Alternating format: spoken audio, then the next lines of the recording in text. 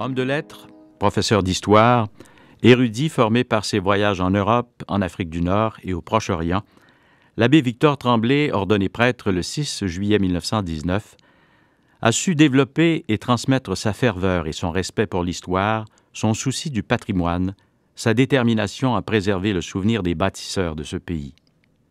Sans lui, de nombreux documents d'archives et de pièces de musée auraient disparu.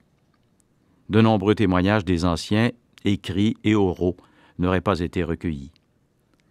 Principal artisan de la fondation d'une première société d'histoire en 1924, il revient en force le 23 février 1934 sous le patronage du chanoine Joseph-Eugène Duchesne, au sein d'un groupe de 9 personnes qui ont contribué à la renaissance de la Société historique du Saguenay.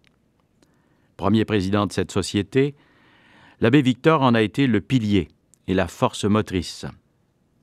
Nombreux lui reconnaissent, par ses actes, la paternité de cet organisme qu'il a porté à bout de bras pendant un demi-siècle, sans jamais se laisser démonter, ni par les difficultés financières, ni par les contestations inévitables, et encore moins par l'indifférence et l'ignorance face à l'importance de la tâche.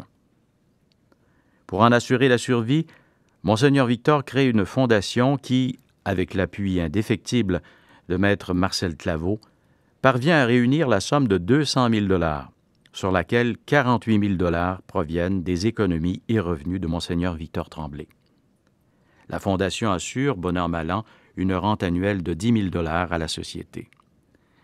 Celle-ci a reçu l'agrément des Archives nationales du Québec, du ministère de la Culture et, en mars dernier, l'appui financier de Ville de Saguenay, redonnant un nouveau souffle à cet organisme culturel majeur. Que ce soit avec la revue Saguenay-Ansia ou par une centaine d'émissions radiophoniques, par ses multiples publications, dont Histoire du Saguenay depuis les origines jusqu'en 1870, que ce soit par la création en 1938 du drapeau du Saguenay-Lac-Saint-Jean pour le 100e anniversaire de l'arrivée des premiers colons, Monseigneur Victor Tremblay, nommé évêque le 14 février 1957, a été un homme d'action remarquable, qui, avec ses forces et ses faiblesses, demeure un des plus flamboyants défenseurs de notre histoire. De notre mémoire est reçu membre de l'Ordre du Bleuet. Son filleul, Victor Tremblay, le représente.